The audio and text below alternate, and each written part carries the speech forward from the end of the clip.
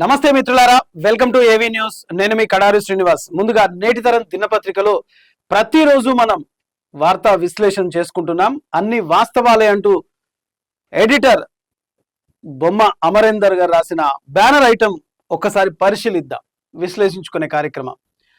ఇక మొట్టమొదలుగా ఇప్పట్లో కాదులే అని సీఎం రేవంత్ అన్నట్లు లీకులు వస్తున్నాయి.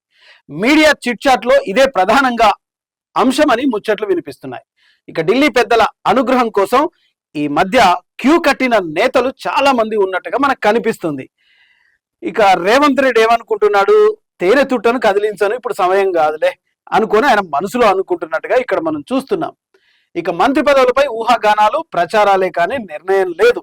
ఇప్పట్లో కాదులే అంటున్న సీఎం, ఇదిగో నేను వచ్చిన సార్, మాట ఇచ్చారు సార్, అయితే ఈసారి నాకే అవకాశం సార్ అని రేవంత్ రెడ్డి గారిని మంత్రులు ఈ మంత్రివర్గ విస్తరణ కోసం నాకు మంత్రి పదవి అంటే నాకు మంత్రి పదవి అన్నట్టుగా ఇక్కడ అభ్యర్థిస్తున్నట్టుగా చూస్తున్నాం. ఇక మంత్రివర్గ విస్తరణ ఇప్పట్లో లేనట్టే. ఇక గుసగుసలు ఏమి వినిపిస్తున్నాయో ఒక్కసారి చూద్దాం. డిప్యూటీ సీఎం బట్టిపై వస్తున్న వార్తలు, స్పీకర్ గడ్డం ప్రసాద్ కు మంత్రి పదవి, రాజగోపాల్ రెడ్డి పేరు ముందుంటే పొన్నం, కొండా సురేఖ, జూపల్లి పేర్లు లిస్టులో మరి ఉన్నాయా లేవా అనేది మాత్రం గుసగుసలుగా వినిపిస్తున్నాయి. ఇక ఢిల్లీలో క్యూ కట్టిన నేతలను అయితే మనం ఒకసారి చూస్తున్నాం. ఇక వాస్తవ కంటెంట్ లోకి వెళ్తే ఆశల మీద నీళ్లే, విస్తరణ ఇప్పట్లో ఇక లేనట్లే, మంత్రి పదవుల మీద వస్తున్న వార్తలన్నీ ఊహాగానాలే. ఇక ఒక్కసారి మనం కంటెంట్ లోకి వెళ్తే అంతా భ్రాంతియేన జీవితాన అన్న ఒక పాత సినిమా పాట ఇప్పుడు ఈ మంత్రివర్గ విస్తరణ గురించి మనకు గుర్తొస్తుంది. కొంతమంది కాంగ్రెస్ ఎమ్మెల్యేలు తమకు పదవి ఇచ్చే అదిగో వచ్చే ఇదిగో వచ్చే అనే ఆశలు పెట్టుకున్నారు. అధిష్టానం మాట ఇచ్చిందన్న మాటను కూడా గుర్తు చేసుకుంటున్నారు. ముఖ్యంగా మునుగోడు ఎమ్మెల్యే రాజగోపాల్ రెడ్డి మాత్రం తనకు మంత్రి పదవి పక్కా వస్తుందంటూ పదే పదే చెప్పుకుంటూ వస్తున్నారు. ఇక ఒకానొక దశలో నేను హోంమంత్రినవుతా అని కూడా చెప్పుకున్నారు. అలా పదే పదే చెప్పుకుంటూ కాలం గడుపుతున్నాయి. అయితే ఆ మధ్య తనకు మంత్రి పదవి అంత ఇంపార్టెన్స్ కాదని అన్నారు. అందని ద్రాక్ష పుల్లన అనే ప్రచారం కూడా జోరుగా సాగింది. అయితే అడప దడప మంత్రివర్గ విస్తరణపై వస్తున్న వార్తలు ఆగడం లేదు. ప్రతి 3 నెలలకోసారైనా ఈ వార్త చక్కర్లు కొడుతూనే ఉంది. ఈ మధ్య ఒక విస్తరణ జరిగిపోయింది. అయినా మొదటి నుంచి ఉన్న ఆశావాహులకు మాత్రం పదవి దక్కడం లేదు. కానీ ఇతర నాయకులకు మంత్రి పదవులు దక్కాయి. అలా దక్కిన వారిలో వాకిటి శ్రీహరి, వివేక్ వెంకట స్వామిలు తదితరులు ఉన్నారు. కానీ ముందు నుంచి వినిపిస్తున్న పేర్లు మాత్రం లిస్టులో చోటు దక్కట్లేదు. అధిష్టానం చెప్పిన వారికే మంత్రి పదవులు అంటూ కొన్నిసార్లు వార్తలు వచ్చాయి. కానీ సీఎం రేవంత్ రెడ్డి సూచనల మేరకే మంత్రి పదవులు వస్తున్నాయని తేలిపోతోంది. పైగా సీఎం రేవంత్ రెడ్డి కూడా మంత్రివర్గ విస్తరణపై ఒకే మాట మీద ఉంటున్నారు. విస్తరణపై ఆయన ఉంటుందన్న మాటలు ఏనాడు చెప్పలేదు. గతంలో ఓసారి మీడియా అడిగితే అప్పుడు కూడా స్థాయి మంత్రి వర్గం ఉంటుందన్న మాటలే మాట్లాడారు. పైగా శాఖలు ఖాళీలు లేవంటూ కూడా చెప్పుకొచ్చారు. ఇవాళ కాకపోతే రేపు అనే ఆశల్లో చాలా మంది ఎమ్మెల్యేలు ఎదురు చూస్తున్నారు. ఇలా కాలం సాగుతున్న కొద్దీ కొత్త కొత్త పేర్లు కూడా తెర మీదకి వస్తున్నాయి. జూబ్లీ హిల్స్ ఎన్నికల ముందు విస్తరణ ఉంటుందనగానే చాలా మంది ఆశపడ్డారు. కానీ మంత్రి అజారుద్దీన్ తో మాత్రమే ప్రమాణం చేయించి మమ అనిపించారు తెలంగాణ ప్రభుత్వం, సీఎం రేవంత్ రెడ్డి గారు. సో ఇక ఆ మాట అలా ఉన్నా ఎంతో లోతైన ఆశలు ఆవిరైపోయాయని కొంతమంది మదనపడ్డారు. ఇదిలా ఉంటే ఓ 3 మంత్రులను తొలగిస్తారు, వారి స్థానంలో గతం నుంచి ఆశలు పెంచుకున్న వారికి చోటు కల్పిస్తారంటూ కూడా విస్తృత ప్రచారం జరిగింది. ఇలా మంత్రివర్గ విస్తరణ గురించి వస్తున్న వార్తలు ప్రతిసారి మంత్రి పొన్నం పేరు ఎందుకు వస్తుందో అర్థం కాకుండా ఉందని ఆయన అనుచరులు అనుకుంటున్నారు. నిజానికి మంత్రి పొన్నం ప్రభాకర్ పెద్దగా వివాదాస్పద నాయకుడు కాదు. పైగా కాంగ్రెస్ పార్టీలోనే పుట్టి పెరిగిన నాయకుడు. విద్యార్థి దశ నుంచి ఇప్పటి వరకు ఆయన పార్టీని నమ్ముకొని పార్టీ వెన్నంటే ఉన్నారు. గతంలో బీఆర్ఎస్ నుంచి ఆఫర్లు వచ్చినా ఆయన తిరస్కరించారు. కాంగ్రెస్ ను వదిలి వెళ్ళలేదు. ఏనాడు కూడా పొన్నం ప్రభాకర్ గారు తాను రాజకీయాల్లోకి వచ్చిన దగ్గర నుంచి కాంగ్రెస్ పార్టీని కష్టకాలంలోనూ తర్వాత ఆపదకాలంలోనూ వెన్నంటే ఉన్నారు. కాంగ్రెస్ పార్టీలోనే ఆయన ఉన్నారు. బీఆర్ఎస్ నుంచి ఆఫర్లు వచ్చినా కానీ పొన్నం ప్రభాకర్ తిరస్కరించినట్టుగా చూస్తున్నాం. కాంగ్రెస్ నేనాడు వదిలి వెళ్ళలేదు. పైగా ఆయన తెలంగాణ ఉద్యమకారుడు. పార్లమెంటులో బిల్లు పాస్ అయిన సందర్భంలో ఆయన ప్రాణాలకు తెగించారు. ఒకానొక దశలో ఆసుపత్రిలో చేరాల్సి వచ్చింది. పెప్పర్ స్ప్రే వల్ల ఆయన ప్రాణాల మీదకి వచ్చింది. అలా తెలంగాణ కోసం పనిచేసిన నాయకుడు మంత్రి పొన్నం ప్రభాకర్. కాకపోతే కొంత ఆవేశపరుడు అనే మాట కూడా ఉంది. ఎంతైనా లోతైన ఆలోచన పరుడు పొన్నం ప్రభాకర్. సమస్యల మీద అవగాహన ఉన్న నాయకుడు. అలాంటి నాయకులు కాంగ్రెస్ లో చాలా తక్కువ మంది ఉన్నారు. ఈ మధ్య మనం చూసినాం, పవన్ కళ్యాణ్ డిప్యూటీ సీఎం ఇక్కడికి వచ్చి మీ అయ్యదా జాగిర్ అంటే ఎవ్వరు మాట్లాడకపోయినా పొన్నం ప్రభాకర్ గారే మాట్లాడారు. అవును భాయ్, బరాబర్ మా అయ్యదే, మా తాతలదే, తెలంగాణ ప్రజల అయ్యలదే అని ఆయన తన వాయిస్ వినిపించాడు. ఎందుకంటే తెలంగాణ ఉద్యమకారుడు, ఆవేశపరుడు అయినప్పటికీ ఏనాడు వివాదాస్పద వ్యాఖ్యలకు దూరంగా ఉంటాడు. పార్టీనే నమ్ముకొని బలంగా పార్టీ కార్యకర్తగా పనిచేస్తున్న నాయకుడు పొన్నం ప్రభాకర్ అని తెలుస్తోంది. అలాగే సుదీర్ఘమైన రాజకీయ చరిత్ర నాయకురాలు కలిగిన కొండా సురేఖ మరొక నేత. ఒకప్పుడు ఉమ్మడి వరంగల్ను శాసించిన నాయకుడు కొండా మురళి. అలాంటి నాయకులను పక్కన పెట్టే ప్రయత్నం చేస్తే కాంగ్రెస్ పార్టీకి తీరని నష్టం చేకూరుతోంది. అయినా కొండా సురేఖ ప్రజా సమస్యల మీద ఎంతో కొంత అవగాహన ఉన్న నాయకురాలు. ప్రజలకు ఏం కావాలో తెలిసిన నాయకురాలు కూడా. పదవుల కోసం ఆమె రాజకీయాలు చేయదు. నమ్మిన నాయకుడి కోసం, సిద్ధాంతాల కోసం ఆమె పదవులను కూడా తృణప్రాయంగా వదిలేసిన నాయకురాలు ఆమె. అలాంటి నాయకురాలని ఎలాగైనా మంత్రివర్గం నుంచి తొలగిస్తారంటూ వచ్చే వార్తలకు అర్థం లేదు. సీఎం రేవంత్ రెడ్డి అలాంటి ఆలోచనలు చేస్తారని అనుకోవడంలో నిజం ఉండకపోవచ్చు. ఇక మరో మంత్రి జూపల్లి కృష్ణారావు. అటు ఎమ్మెల్యేగా ఇటు మంత్రిగా ఒక సుదీర్ఘమైన రాజకీయ జీవితం ఆయనది. ఆయన కాంగ్రెస్ ప్రభుత్వంలో రాజశేఖర రెడ్డి గారి మంత్రివర్గంలో కూడా జూపల్లి పనిచేశాడు. ఒక మంత్రిగా సుదీర్ఘమైన అనుభవం ఉన్న వ్యక్తి. అంతేకాకుండా తెలంగాణ కోసం ఉమ్మడి రాష్ట్రంలో మంత్రి పదవిని సైతం వదులుకున్న నాయకుడు జూపల్లి కృష్ణారావు. రాజకీయాల్లో వివాదాలు వస్తుంటాయి, పోతుంటాయి. ఎందుకంటే రాజకీయాల్లో శాశ్వత మిత్రులు, శాశ్వత శత్రువులు ఎవరు ఉండరు కాబట్టి వివాదాలు వస్తుంటాయి, పోతుంటాయి. ఇక అవి శాశ్వతం కాదు. కానీ నాయకుడి సామర్థ్యం ముఖ్యం.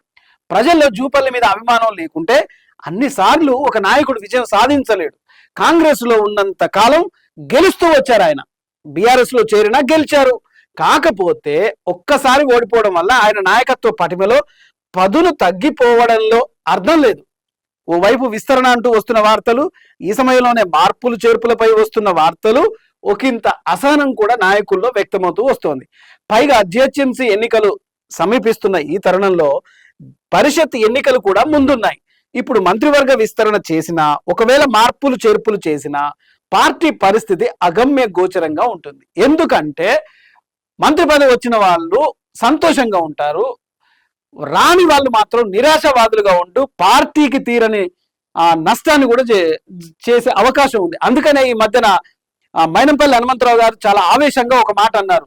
నీ అవ్వ నేను సస్తబాయి, నేను ఇప్పటికే 50-60 సంవత్సరాలు ఉన్నా, ఎవడైనా కాంగ్రెస్ కోవర్టులు ఉంటే మాత్రం బట్టలు కూడా తీసుకొడతా అని చెప్పేసి పబ్లిక్ గానే మీడియా ముఖంగా మైనంపల్లి హనుమంతరావు గారు ఒక స్టేట్మెంట్ ఇచ్చిండ్రు. సో అలాగే ఈ మంత్రివర్గ విస్తరణ చేస్తే మాత్రం కోవర్టులు వచ్చేది ఖచ్చితంగా అవుతుంది. నిరాశవాదులు మొత్తం కూడా పార్టీని నాశనం చేయడానికైతే ముందు వరుసలో ఉంటారనేది వాస్తవం. ఇక ఇటీవలే AICC incharge Meenakshi Natarajan episode Congress పార్టీని ఓ కుదిపేసింది. రాజ్యసభకి వెళ్లకుండా పూర్తిగా మీరంటే మీరు, మీరంటే మీరు, మీరంటే మీరు అనుకుంటూ పూర్తిగా ఆమెను రాజ్యసభకి వెళ్లకుండా ఆపేశారు. అది ఎవరి పుణ్యమో కాలక్రమంలో తెలుస్తుంది. ఇటీవలే ఆమె మీనాక్షి నటరాజన్ కాంగ్రెస్ పార్టీని నమ్ముకొని వచ్చినందుకు రాజ్యసభ ఆ అంశం కుదిపేసింది. ఈ సమయంలో మంత్రివర్గ విస్తరణ అనేది సాధ్యమయ్యే పని కాదు. తేనె తుట్టెను కదిలించాలని సీఎం రేవంత్ రెడ్డి కూడా అనుకోవట్లేదు. ఎందుకంటే మంత్రివర్గ విస్తరణ జరుగుతుందని పెద్ద ఎత్తున ప్రచారాలు జరుగుతున్న ఈ నేపథ్యంలో ఉద్వాసనలు కూడా ఉంటాయని వచ్చిన వార్తలు కూడా ఉన్నాయి. శాఖ మార్పులపై రకరకాల చర్చలు జరుగుతున్నాయి. డిప్యూటీ సీఎం బట్టి మీద కూడా రకరకాల వార్తలు వస్తున్నాయి. ఇక స్పీకర్ గడ్డం ప్రసాద్ కు మంత్రి పదవి అంటూ లెక్కలు చెప్తున్నారు. రాజగోపాల్ కు మంత్రివర్గంలో చోటు కూడా ఉంటుందా ఉండదనే గుసగుసలు. అన్నను పక్కన పెట్టి తమ్ముడికి మంత్రి పదవి అన్న ఆ విషయం కూడా చెప్పుకుంటూ వచ్చారు. అధిష్టానం వద్దకు చేరి తమ అభ్యర్థనను తెలుపుకుంటున్నారు ఈ నేతలు. మొత్తానికి కాంగ్రెస్ ప్రభుత్వంలో ఎట్లా ఉంటుందంటే, మన రాష్ట్రంలో లీడర్లు మన వాళ్ళే పరిపాలించినా అధికారం ఎవరు చెలాయించాలా, మంత్రి పదవి ఎవరికి ఇవ్వాలనేది ఢిల్లీలో మంతనాలు జరుగుతాయి. ఢిల్లీ పెద్దల ఆలోచనలతో ఇక్కడ రాష్ట్ర ప్రభుత్వం నడుస్తుంది. కాంగ్రెస్ ప్రభుత్వం ఏ రాష్ట్రంలో ఉంటే ఆ రాష్ట్రం. దీన్ని అలసగా చేసుకునే పూర్తిగా ఆనాడు తెలంగాణ ఉద్యమంలో మలి తెలంగాణ ఉద్యమంలో కేసీఆర్ గారు ఎప్పుడూ చెప్తుండేవాళ్ళు, అరే మన పాలన మనం చేసుకోవాలి, మన నిర్ణయాలు మనం చేసుకోవాలి అని చెప్పి ఆయన ఉద్యమాన్ని ముందుకు నడిపించారు. కానీ ఇవాళ ఆశావాహులు కొందరికేమో మంత్రి పదవి వస్తుందని, కొందరికేమో రాదు అని, కొందరికేమో ఉన్న శాఖలు మార్పు అవుతాయని, నాకు మాట ఇచ్చారు సార్ మీరని రేవంత్ రెడ్డి మీద ఒత్తిడి తీసుకొచ్చే ప్రయత్నాలు చేస్తున్నా రేవంత్ రెడ్డి గారు మాత్రం ఇప్పుడు నేను తేరితుట్టను కదుపను. ఎందుకంటే ఒకవైపు శాఖ ఎన్నికలు వస్తున్నాయి, ఇంకోవైపు జిహెచ్ఎంసీ ఎన్నికలు వస్తున్నాయి. కాబట్టి ఈ ఎన్నికల్లో పార్టీ కింద మీద అయ్యే అవకాశాలు ఉంటున్నాయి. కాబట్టి ఇప్పట్లో మంత్రివర్గ విస్తరణ లేనట్టే. ఆశావాహులు ఎవరైనా ఉంటే గనక ఖచ్చితంగా మీరు కష్టపడి పార్టీ ఎదుగుదల కోసం పనిచేయండి, పార్టీ ఖచ్చితంగా గుర్తిస్తుంది. అంతేకాని పదవుల కోసమే మంతనాలు చేస్తూ డబ్బులు ఖర్చు పెట్టి మీరు చేస్తే మాత్రం నిరాశ మిగులుతుంది, నిస్పృహలు మిగులుతాయి. అందుకని మొత్తానికి ఎడిటోరియల్ కంటెంట్ గా మాట ఇస్తే సరిపోదు, అది అధిష్టానం కూడా మాట ఇవ్వాలి. రేవంత్ రెడ్డి గారు అయితే ఇప్పుడు ఆ నిర్ణయం తీసుకునే యోచనలో కనిపించడం లేదు. ఇక రెండో పేజీలో చూసుకుంటే భారత డిఎన్ఏలోనే ఇన్నోవేషన్ ఉంది. ఎస్, భారత డిఎన్ఏలోనే ఇన్నోవేషన్ ఉందని భారత ప్రధాని నరేంద్ర మోడీ అన్నారు. 100% కరెక్ట్. ఫ్రాన్స్ పర్యటనలో భాగంగా నీస్ నగరంలో నిర్వహించిన భారత్ ఇన్నోవేట్స్ కార్యక్రమంలో ఆయన పాల్గొని ప్రసంగించారు. సుస్థిర భవిష్యత్తు, ప్రపంచ మేలు కోసం భారత్ ఆవిష్కరణలు చేస్తుందన్నారు. తమ దేశానికి చెందిన యువ ఆవిష్కర్తలు సమస్త మానవాళికి ప్రయోజనాలు చేకూర్చే పరిష్కారాలను కనుగొంటున్నారు అని తెలిపారు. కృత్రిమ మేధ రంగంలో భారత్ అపారమైన సామర్థ్యం ఉంది. మేము చేపట్టిన సంస్కరణలు ఎక్స్ప్రెస్ ఆగదు, అది నిరంతరం సాగుతూనే ఉంది అని చెప్తున్నాడు. కానీ మోడీ ప్రభుత్వంలో అటు నెహ్రూ ప్రభుత్వానికి ముడిపెట్టి కొంతమంది వస్తున్న వార్తలను ఒక్కసారి మీరు వినండి. నెహ్రూ గారి ప్రభుత్వంలో ఎన్నెన్నో గొప్ప గొప్ప విద్యా సంస్థలు నెలకొన్నాయి, నీమ్స్ వెలుగొచ్చింది, చాలా విద్యా ప్రమాణాలు ఎక్కువైపోయి ఎంతో మంది యువతకు ఉపాధి ఉద్యోగ అవకాశాలు కూడా దొరికాయి. ఇవాళ 12 ఏళ్ల ఈ మోడీ గారి ప్రభుత్వంలో ఒక్క యూనివర్సిటీ అన్నా, ఒక్క ఎయిమ్స్ అన్నా, ఏమన్నా విద్యకు సంబంధించి ఏమైనా వచ్చినాయా? ఏమైనా గుళ్ళు కట్టుకుంటూనే పోయారు తప్ప మీకు బడులు కట్టే యోచన మాత్రం లేకుండా ఉంది. అంటే ఇక్కడ మనం అర్థం చేసుకోవాలి, మాటలేమో కోటలు దాటుతున్నాయి, కానీ యువతకు ఒక వారి భవిష్యత్తుకి ఒక విద్యను అందించే ఇది లేదు, ఒక యూనివర్సిటీలు అందించే ఇది లేదు, ఒక ఎయిమ్స్ లాంటి సంస్థలు నెలకొల్పే ఇది లేదు. మరి ఎట్లా దేశం పురోగతి అవుతుంది? బయట దేశానికి వెళ్ళి మా వాళ్ళు పెద్ద మేధావులు ఎంత ఇన్నోవేషన్ ఉంటుంది అని చెప్తున్నారు, మంచిగా ఉంది. ఒక తండ్రిగా మీరు చెప్తున్నారు, మంచిగానే ఉంది. కానీ మీ పిల్లలకు ఎలాంటి ఎడ్యుకేషన్ ఇస్తున్నారు అనేది పూర్తిగా పోయింది. మీ ప్రభుత్వంలోనే ఆ ఎడ్యుకేషన్ మినిస్టర్ రాజీనామా చేసేదాకా మేము వదలమని చెప్పేసి cockroach Janata party Indira park కాడ కూడా నిన్న ధర్నా చేసింది. అది పూర్తిగా విప్లవంగా మృతుంది. ఇది రాష్ట్ర ప్రభుత్వాలకు అటు కేంద్ర ప్రభుత్వానికి ఒక చెంపపెట్టుగా ఎవరైతే యూత్ ఉన్నారో 2000 సంవత్సరంలో పుట్టిన నాటి నుంచి 26 సంవత్సరం మధ్య పుట్టిన యూత్ ఎవరైతే ఉన్నారో జెన్జీ ఉద్యమము అది ఉవ్వెత్తున ఎగిసే ప్రమాదం కూడా ఉంది. యువత ప్రశ్నించక మానదు. కేవలం ఇన్ని రోజులు మీడియానే ప్రశ్నిస్తుంది, జర్నలిస్టులే ప్రశ్నిస్తున్నారు, ప్రజలు మాట్లాడలేదు అని. కానీ ఈ బాధ్యతను కూడా యువత తీసుకుంది. ఖచ్చితంగా మీ అడుగుల్ని, మీ అడుగుజాడల్ని పసిగడుతూ ఎక్కడ తప్పు జరుగుతుంది, ఎవడు అవినీతి పరుడు, ఎవడు ఈ పరీక్షలను లీక్ చేస్తున్నాడు అనే విషయంపై యువత క్షమించే యోచనలో లేరు.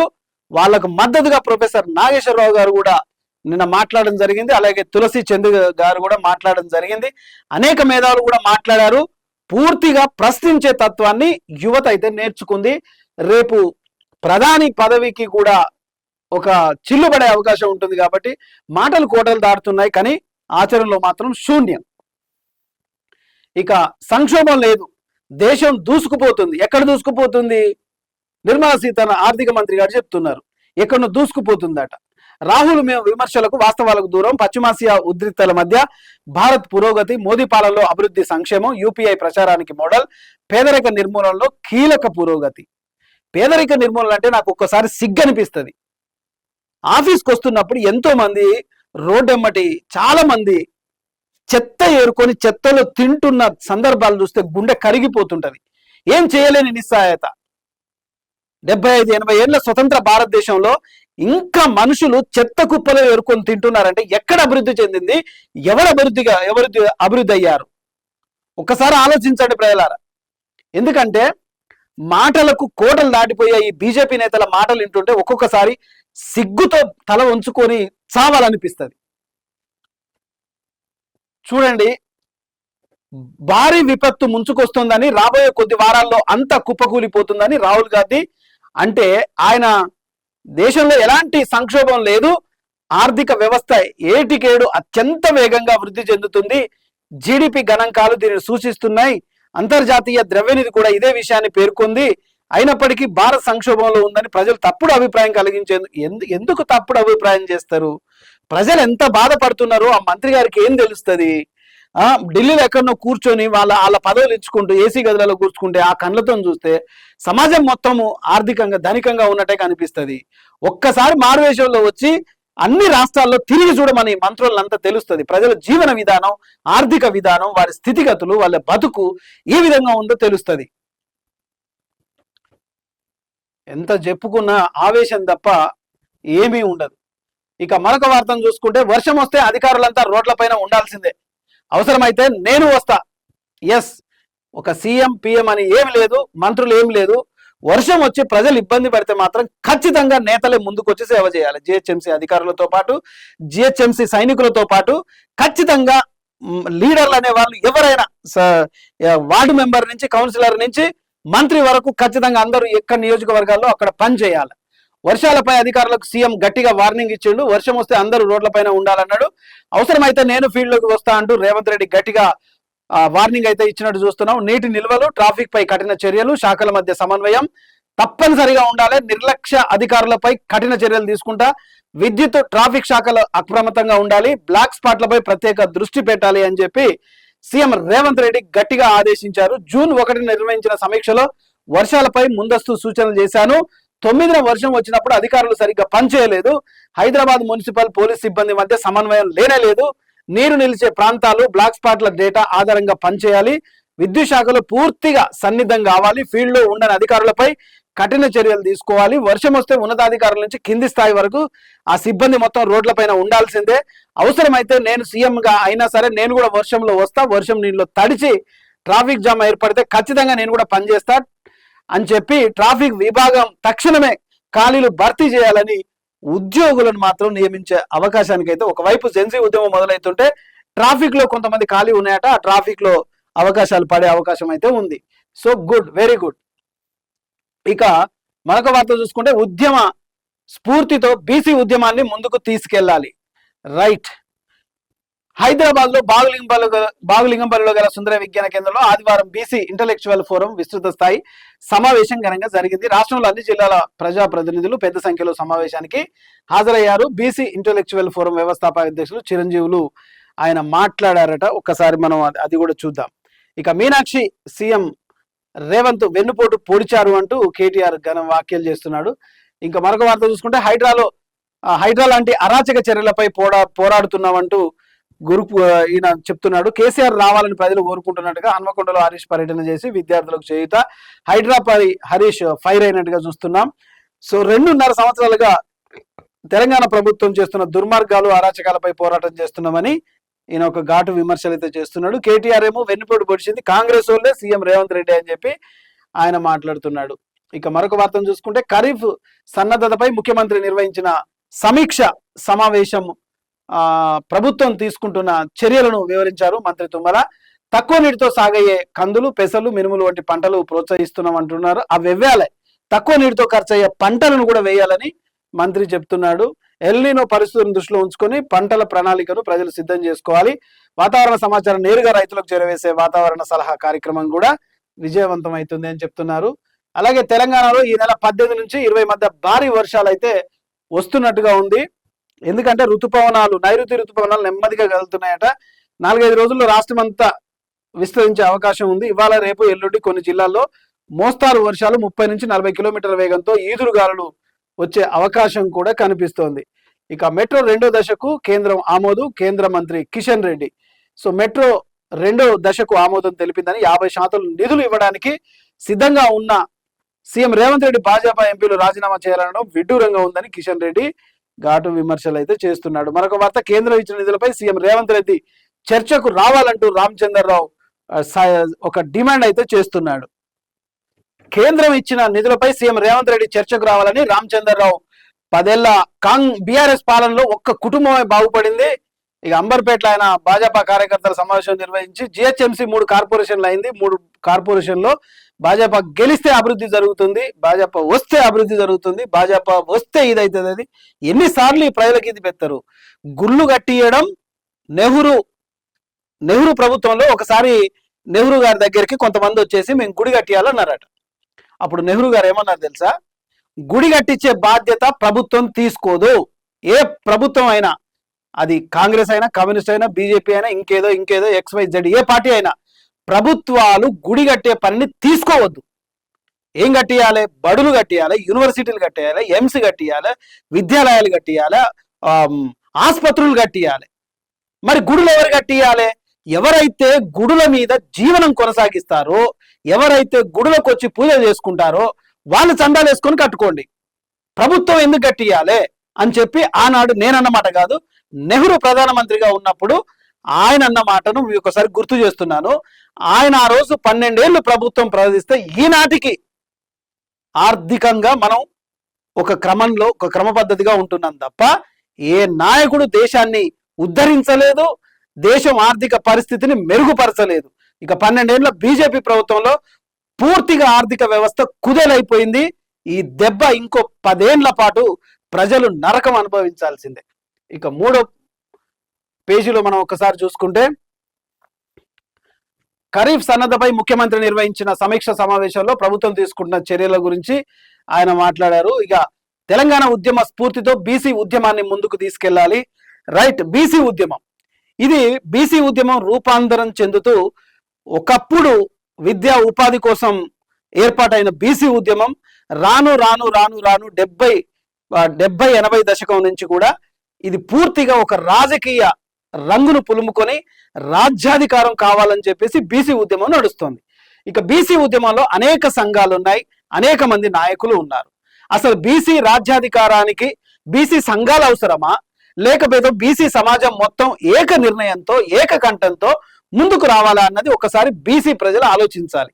ఎందుకంటే రాజ్యాధికారంలో రెడ్లు వెలమలు 2% లేని వాళ్ళు కూడా రాజ్యాధికారాన్ని చేస్తుంటే, అటువైపు 60-70% ఉన్న బహుజనులు SC ST బీసీ ప్రజలు 80% ఉన్న బీసీ ప్రజలు రాజ్యాధికారం దక్కించుకోవడం లేదు. ఎందుకు అనంటే ఆర్థికంగా, సామాజికంగా, సాంఘికంగా బహిష్కరించబడ్డ వాళ్ళు SC ST బీసీ ప్రజలు. ఆనాడు మనువాద ధర్మశాస్త్రంలో, మనుస్మృతి ధర్మశాస్త్రంలో పూర్తిగా వివక్షకు గురై మీరంతా అరే నువ్వు బట్టలు ఉతకాలరా, అరే నువ్వు నాగలు దున్నాలరా, అరే నువ్వు చెప్పులు కుట్టాలరా, అరే నువ్వు బొందకావాలు ఉండాలరా అని చెప్పి శాసించే ఒక కుల దుర్మార్గపు వ్యవస్థ ఆ రోజున మనుస్మృతి లిఖించాడు.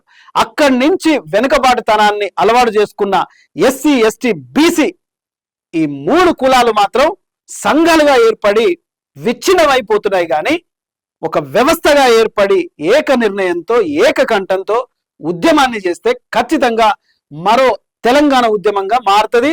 బీసీ ముఖ్యమంత్రిగా బీసీ రాజ్యాధికారం ఖచ్చితంగా రావాలి తెలంగాణలో.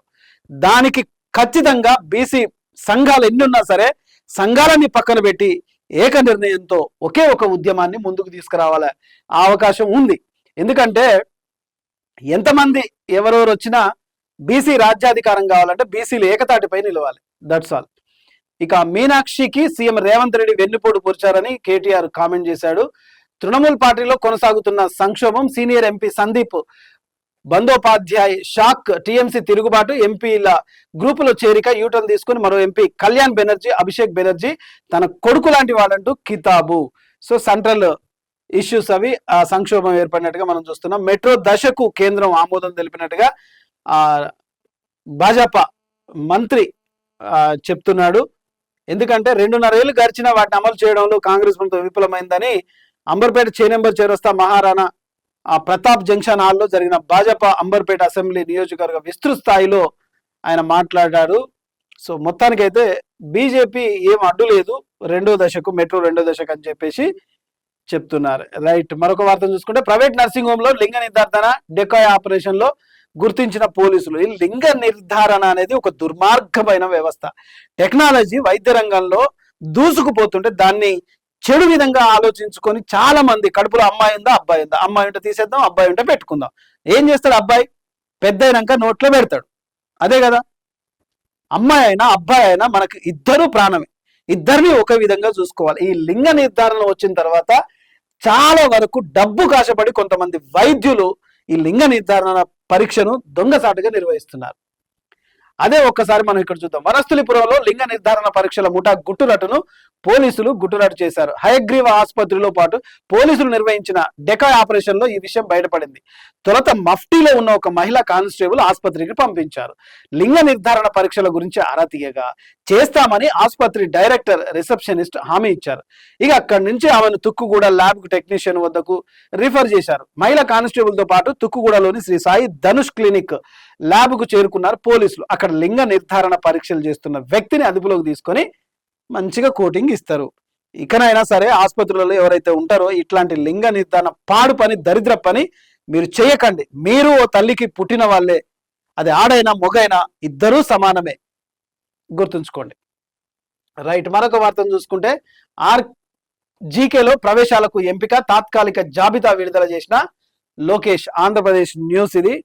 అక్కడ లోకేష్ గారు 2026-27 విద్యా సంవత్సరానికి సంబంధించిన ఒక తాత్కాలిక జాబితానైతే అక్కడ విద్యాశాఖ చేసిందని అదొక వార్తను మనం చూస్తున్నాం. ఇక ఫోన్ ట్యాపింగ్ లో Tummala statement record. Tummala Nageswararao number కూడా ఉండడంతో ఆయన స్టేట్మెంట్ కూడా సిట్ రికార్డు చేసిందట. 2023 ఎన్నికల సమయంలో తుమ్మల ఫోన్ ట్యాప్ అయినట్లు పోలీసులు తెలిపారు. మంత్రి ఇంటికి వెళ్లి ఆయనను వినియోగించిన నెంబర్ చూసి వివరాలు స్టేట్మెంట్ నమోదు చేశారు. మంత్రిగా ఉన్నప్పుడు ఆయన స్టేట్మెంట్ ఏం తీసుకుంటారు, ఏం పని చేస్తుంది, ఇదంతా ప్రజాస్వామ్యంలో ఒక ఆనవాయితీ అన్నట్టు. ఇక మరొక వార్త చూసుకుంటే కారు చక్రాల కింద పడి 3 ఏళ్ల బాలుడు మృతి. అయ్యో, స్థానికుల ఆందోళన, కంపెనీ ముందు ధర్నా.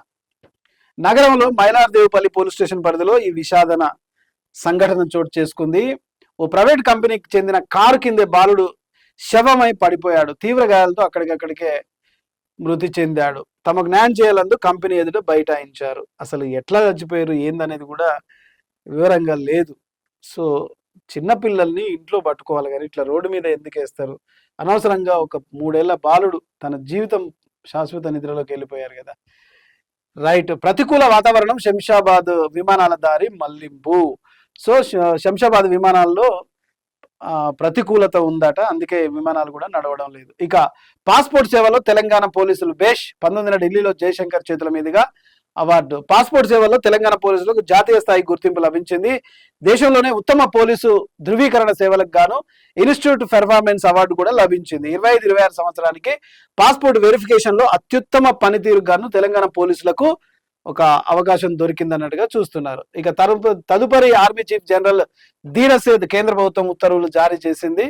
సో ఆర్మీ చీఫ్ గా చేంజ్ అయినట్టుగా మనం చూస్తున్నాం. ఇక 4వ పేజీలో ఒక్కసారి కంటెంట్ మనం చూసుకుంటే సేవాభావానికి ప్రతిరూపం ఆర్యవైశ్యులు. సో ఐక్యతతో ప్రత్యేకత చాటుకున్న జిల్లా ఆర్యవైశ్యులు సామాజికంగా, ఆర్థికంగా, రాజకీయంగా ఎదగాలి. ఆర్థికంగా మీరు ఎప్పుడో ఎదిగిరు ఆర్యవైశ్యులు, రాజకీయంగా ఇప్పుడు ఎదుగురు, సామాజికంగా ఎదగాల్సిందే, రాజకీయంగా ఎదగాలి. దానికోసం మీరందరూ ఏకతాటి మీదకి రండి. మీ జనాభా నిష్పత్తి ప్రకారం, మీ జనాభా ప్రాతిపదికన ప్రకారం శాసనాల్లో ఖచ్చితంగా మీ వాటా మీకు దక్కాలి. ఇది ఎవరో ఇచ్చింది కాదు, డాక్టర్ బిఆర్ అంబేద్కర్ ఇచ్చిన మీకు ఒక రైట్. అది రైట్. రాజీవ్ రహదారిపై ఘోర ప్రమాదం, చిన్నారితో సహా 3 మృతి చెందినట్లుగా చూస్తున్నాం. ఈ రహదారులు, ఈ హైవే రూట్లలో ముఖ్యంగా పోలీసుల నిఘా లోపిస్తుంది. ఎక్కడ పడితే అక్కడ హోటళ్లు హైవే మీద పెట్టడం, ఈ పబ్బులు ఏర్పాటు చేయడం, వీటి వల్ల కూడా ఈ ప్రమాదాలు జరిగే చోటు. ఎందుకంటే హైవే అంటే చాలా స్పీడు అక్కడ ఉంటుంది, మినిమం 80-80 పైన ఉంటది కాబట్టి చాలా మంది వెళ్ళిపోతారు. ఇక రాత్రి వేళల్లో అయితే ఆ లైట్లు లేకపోవడం కూడా ఒక ఇబ్బంది అవుతుంది, ఇలా ప్రాణాలు పోగొట్టుకోవాల్సి వస్తుంది. రైట్. శ్రీ లక్ష్మీ నరసింహస్వామి ఆలయంలో భక్త జన సందోహం. సిద్దిపేట జిల్లా వర్గల్ మండలం నాచారంగుట్టలో శ్రీ శ్రీ శ్రీ లక్ష్మీ నరసింహస్వామి వారి దేవస్థానం ఆదివారం శేష సంఖ్యలో భక్తులు తరలి వచ్చిరట. స్వామిని దర్శించుకున్నారు. నామస్మరణ చేస్తూ భక్తి శ్రద్ధలతో స్వామిని ప్రత్యేక పూజలు చేశారు. సో ఎంతో మంది కూడా వచ్చి నరసింహస్వామిని దర్శించుకున్నారట. మంచిది. గవర్నర్ చేతుల మీదుగా రక్తదాత అవార్డులు అందుకున్న కడమంచి శివ. సో రక్తదానం అనేక సార్లు చేయడం వల్ల ఆయనకు రక్తదానం అవార్డు గవర్నర్ చేతుల మీద. మంచిది. ప్రతి ఒక్కరూ రక్తదానం చేయాలి. రక్తదానం చేయకపోతే మీ మీ ఆరోగ్యం కూడా సరిగా ఉండదు. రక్తం దానం చేస్తే మళ్ళీ కొత్త రక్తం ఉత్పత్తి ఇచ్చి మీరు ప్రతి విషయంలో ఆరోగ్యంగా ఉండడానికి కూడా అవకాశం ఉంటుంది. కాబట్టి అర్హులైన వారు ఖచ్చితంగా యువకులు రక్తదానం చేయండి, సమాజానికి మీ వంతుగా సహాయాన్ని అందించండి, ఖచ్చితంగా రక్తదానం చేయాలి. ఇక మహబూబాద్ జిల్లా అధ్యక్షుడిగా బత్తుల కుమారస్వామి నియామకం.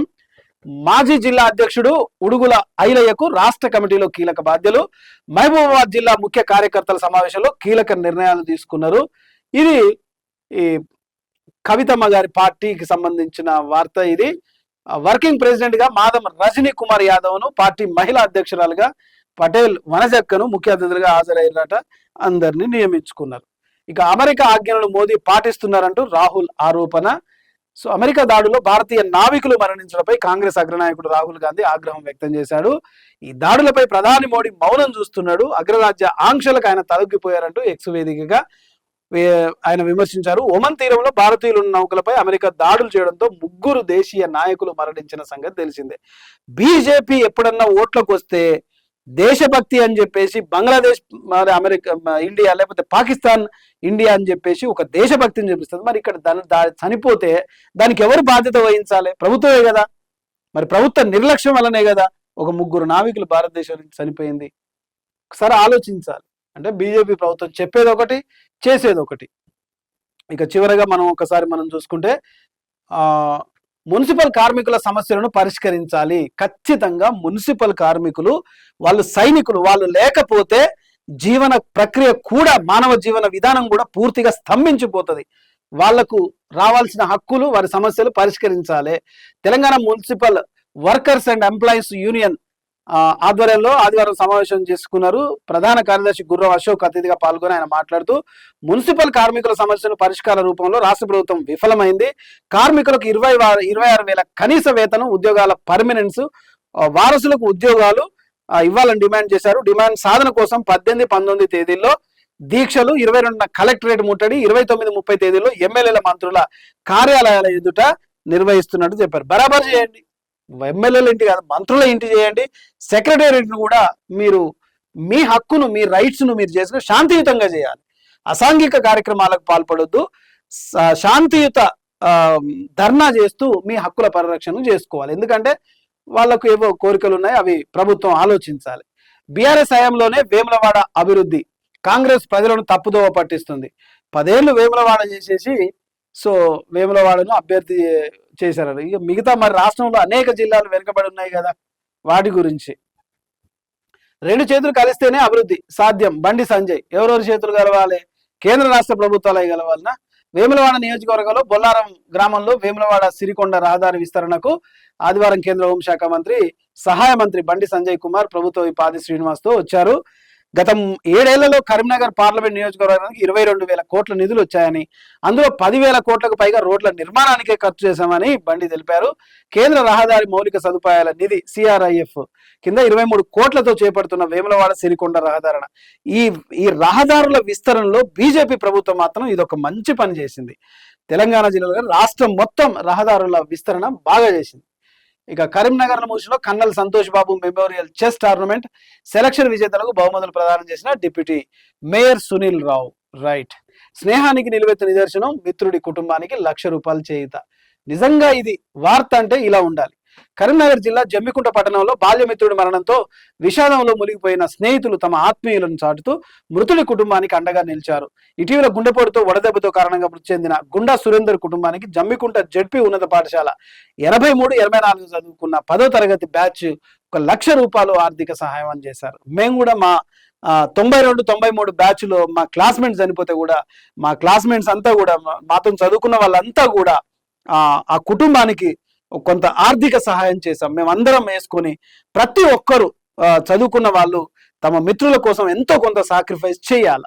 అట్లా చేస్తే ఈ మానవ జీవితానికి అర్థం, పరమార్థం. గుళ్ళు గోపురాలకు పోయి దాన ధర్మాలు చేసి పూజలు చేస్తే రాని పుణ్యం కూడా ఇలా మీ తోటి స్నేహితుడికి, మీ బంధువుకు, లేకపోతే వాళ్ళందరూ కాదు కదా, మీతో చదువుకున్న వాళ్ళకి, మీ ఫ్రెండ్స్కి ఏదైనా ఆపద వచ్చినప్పుడు మేము ఉన్నామనే భరోసాను కల్పించాలి, ఆర్థికంగా ఆదుకోవాలి. అది మానవ విలువలు. ఇక మెదక్ జిల్లా జాతీయ మాల మహానాడు ప్రధాన కార్యదర్శిగా నీరుడు ప్రభాకర్ ను నియమిస్తూ నియామక పత్రాన్ని అందజేసిన జాతీయ మాల మహానాడు జిల్లా అధ్యక్షులు సంజీవ్. మాల మహానాడులో ఈయన నీరుడు ప్రభాకర్కు ప్రధాన కార్యదర్శిగా ఇచ్చిరట. సో మరి మాలలకు తమ హక్కుల కోసం వాళ్ళు కూడా పోరాడుతున్నారు, వాళ్ళదొక సంఘం కూడా ఉంది. రైట్. నాంపల్లి గుట్ట ఆలయ పరిసరాల్లో ప్రత్యేక పారిశుద్ధ చర్యలు కూడా తీసుకుంటున్నట్టుగా వేములవాడ రాజరాజేశ్వరి స్వామి దత్తత దేవాలయం పైన నాంపల్లి గుట్ట శ్రీ లక్ష్మీ నరసింహస్వామి ఆలయంలో భక్తులకు పరిశుభ్రమైన ఆహ్లాదకరమైన వాతావరణం కల్పించేందుకు ఈ మార్గాలు అయితే చేసిన శుభ్రం పనులు చేపట్టారు. మొత్తం మీదకి అయితే అక్కడ శుభ్రం చేశారట. రక్తదానం చేయండి, ప్రాణాలను కాపాడండి. ఉత్సాహంగా పాల్గొని 100 మంది, దాదాపు 100 మంది రక్తదానం చేశారట. రక్తదానం చేయడం వల్ల రక్తానికి ప్రత్యామ్నాయం లేదు గనక రక్తదానంపై ప్రజల్లో మరింత అవగాహన. దేనికైనా సరే ఒక ఎగ్జాంపుల్ అనేది ఉంటుంది. ఇది కాకపోతే ఇది అయినా వాడచ్చు. ఒక టాబ్లెట్ తీస్తే ఈ కంపెనీ దొరకకపోతే ఇంకో టాబ్లెట్ వేసుకుంటాం. కానీ రక్తహీనత ఉన్న వాళ్ళకి, రక్తం అవసరం ఉన్న వాళ్ళకి రక్తం ఎక్కడగా దొరకదు. మనం ఇస్తేనే ఆ రక్తం ఉపయోగపడుతుంది. కాబట్టి ఖచ్చితంగా అర్హత కలిగిన వాళ్ళు, ఆరోగ్యంగా ఉన్న వాళ్ళు, ఖచ్చితంగా 20 ఏళ్ల పైన ఉన్న వాళ్ళు, ప్రతి యువత ఉద్యమాలు ప్రశ్నించడాలు ఎలా నేర్చుకుంటున్నారో సామాజికంగా ఒక సమాజ సేవలో కూడా ముందుగా ఉండాలి. రక్తదానం ఎక్కువగా చేయాలి. ఇది ప్రధానంగా ఈరోజు నేటి తరం దినపత్రికలో మనం చూస్తున్న వార్తలు. ప్రధానంగా